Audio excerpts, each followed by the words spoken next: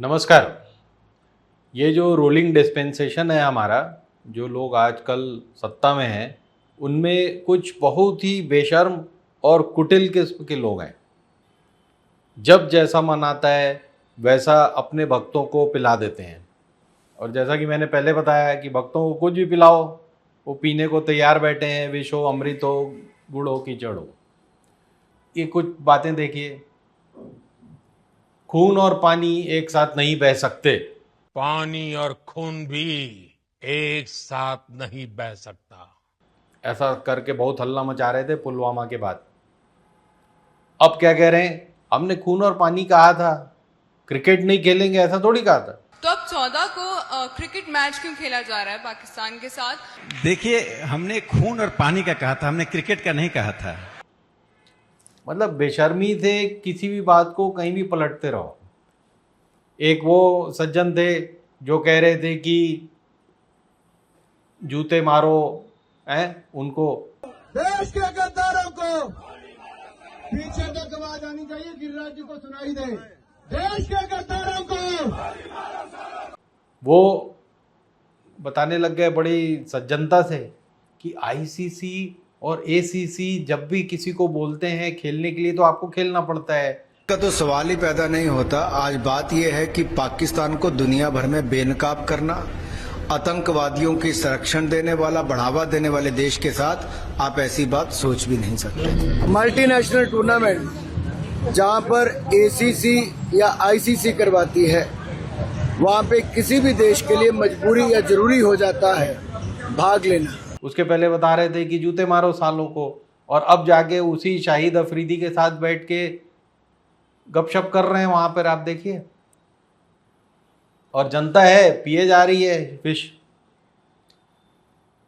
आप कह रहे हो कि पुलवामा में शहीदों का ये और वो ऐसा हो गया, फला हो गया, और वो दिलजीत दोसांझ जो कि एक देशभक्त आदमी है, एक्टर है, उसने पता नहीं कब हानिया आमिर के साथ, पाकिस्तान की एक एक्ट्रेस है, उसके साथ कोई फिल्म की थी, तो उसको बड़ा ट्रोल किया। उसकी फिल्म को यहाँ नहीं रिलीज होने दिया, तो पुलवामा हो गया। तो उसने पुलवामा के पहले की थी, लेकिन उससे कोई मतलब नहीं।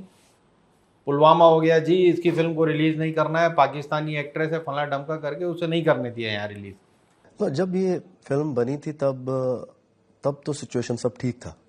मतलब जब ये हमने शूट किया फरवरी में शूट किया, तब सिचुएशन ठीक थी, सारा कुछ सही चल रहा था। उसके बाद देखो, बहुत सारी चीज़ें, बड़ी चीज़ें हमारे हाथ में नहीं है। तो ये प्रोड्यूसर्स ने डिसाइड किया कि ये फिल्म ऑब्वियसली अब इंडिया तो नहीं लगेगी, तो इसको ओवरसीज रिलीज करते हैं। अब आप खुद कह रहे हो कि हमको तो क्रिकेट खेलना है जी उनके साथ। पहले बता रहे थे कि वो तो बड़ा अन्याय हो जाएगा पुलवामा के शहीदों के साथ। अब इन सब में नेचुरली अमित भाई हमारे जो हैं, जो होम मिनिस्टर भी हैं, वो कुछ दूसरी ऊंचाई पर खड़े हुए हैं। उन्होंने क्या कहा था, उन्होंने एक नया फॉर्मूला बताया था कि हम क्यों ना पाकिस्तान को आईसीसी से ही बाहर कर दें। एक रास्ता ये भी हो सकता है कि आईसीसी ही पाकिस्तान को बाहर निकाल दे। ये संभव है, भारत प्रयास कर रहा है। मैं कह रहा हूं कि एक रास्ता ये भी हो सकता है। तो मेरा हम काम खेलने न जाए, इसके अलावे पाकिस्तान को खेलने न दे, वो भी एक रास्ता हो सकता है। अब उनका बेटा आईसीसी प्रेसिडेंट है, लेकिन आईसीसी से बाहर करना तो छोड़िए, अभी हम फाइनल भी खेलेंगे पाकिस्तान के साथ। देखते जाइए और क्या होता है। 3 मैच होने की उम्मीद है। 3 मैच में कम से कम 60-70 करोड़ का कारोबार हो जाएगा। 60-70 हज़ार करोड़ का, 60-70 करोड़ नहीं, 60-70 करोड़ तो एक आध आदमी को मिल जाएंगे। तो ये हालात हैं। पैसे के लिए हम इतने मरे जा रहे हैं कि पुलवामा के शहीदों को भुलाना कोई बड़ी बात नहीं है। अब सच्चाई यही है। पीएम ने क्या कहा कि भी पैसा आना चाहिए, हमारे यहाँ इन्वेस्टमेंट आना चाहिए, कैसा भी हो, काला हो, गोरा हो, जैसा भी पैसा है हमें चाहिए। पैसा किसका लगता है उससे मुझे कोई लेना देना नहीं है। वो डॉलर है, पाउंड है, वो करेंसी काली है, गोरी है, मुझे कोई लेना देना नहीं है। ये उन्होंने अब बात क्लियर कर दी है। बात शुरू हुई थी कि हम काला धन लाएंगे और सबको बांटेंगे, वहां से अब बात ये आ गई है कि अब जैसा भी है जी हमको पैसा चाहिए। तो भी जैसा है वैसा पैसा आ रहा है। क्योंकि इंडिया पाकिस्तान का जब मैच होता है क्रिकेट तो कम से कम सट्टा बाजार 25,000 करोड़ से इधर उधर हो जाता है। 25,000 करोड़ का सट्टा लगता है कम से कम एक मैच में। तो अगर 3 हुए तो कितना बढ़िया होगा।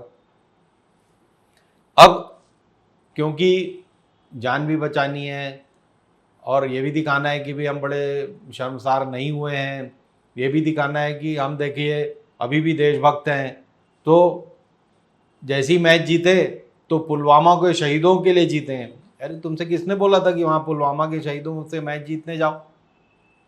पुलवामा के शहीदों से पूछा था क्या कि मैच खेलो और जीत जाओगे तो हमारे ऊपर श्रद्धांजलि हो जाएगी? ये ऐसे अनबन बयान उनको दिलवाते रहते हैं। फिर एक नई चाल चली कि किसी भी भारतीय ने हाथ नहीं मिलाया।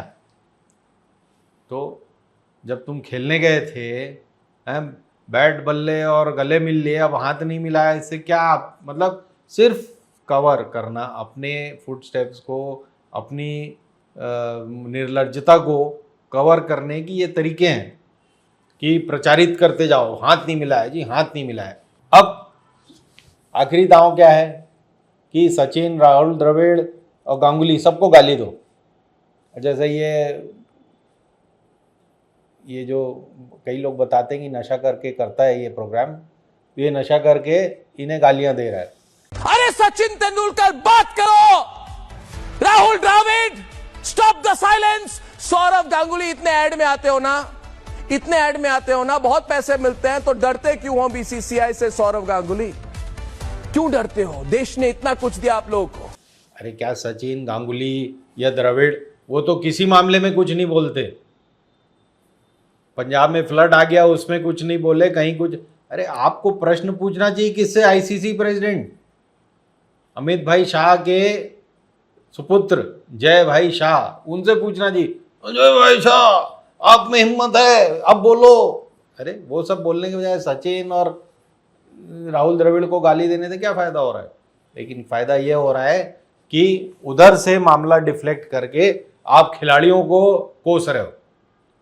तो माहौल क्या बना रहे हैं? हाथ नहीं मिलाया, हमने श्रद्धांजलि दे दी, और इधर हमने सचिन को गाली भी दे दी कि तुम्हारी वजह से खेलना पड़ रहा है हमें। तो क्या से क्या हो गया इस देश में? ढोर निर्लज्जता का माहौल है। कुटिल लोगों ने कुर्सी पर कब्जा किया हुआ है और मनमाने ढंग से भक्तों को पिलाए जा रहे हैं, और भक्त हैं कि पिए जा रहे हैं।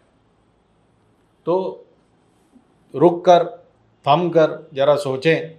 नहीं खेलना है तो नहीं खेलना है। हम जी कबड्डी नहीं खेलेंगे, हम फुटबॉल नहीं खेलेंगे, हम हॉकी नहीं खेलेंगे, क्रिकेट खेलेंगे। तो बाकी सब में कोई पैसा आता नहीं, क्रिकेट में आता है। तो भाई क्रिकेट को दूर ही रखो ना इन सब चीज़ों से। आप क्रिकेट में हार जाओगे तो क्या पुलवामा के शहीद को श्रद्धांजलि नहीं होगी? तो ऐसे भी पाकिस्तान अपने सबसे खराब दौर से गुजर रहा है। अभी अभी वेस्ट इंडीज से पिट के आया है, उसको पीट देने में क्या श्रद्धांजलि हो जाएगी? तो रहम करें देश की जनता पर, देश की बुद्धिमत्ता पर, और एक स्टैंड लेने की कृपा करें। धन्यवाद।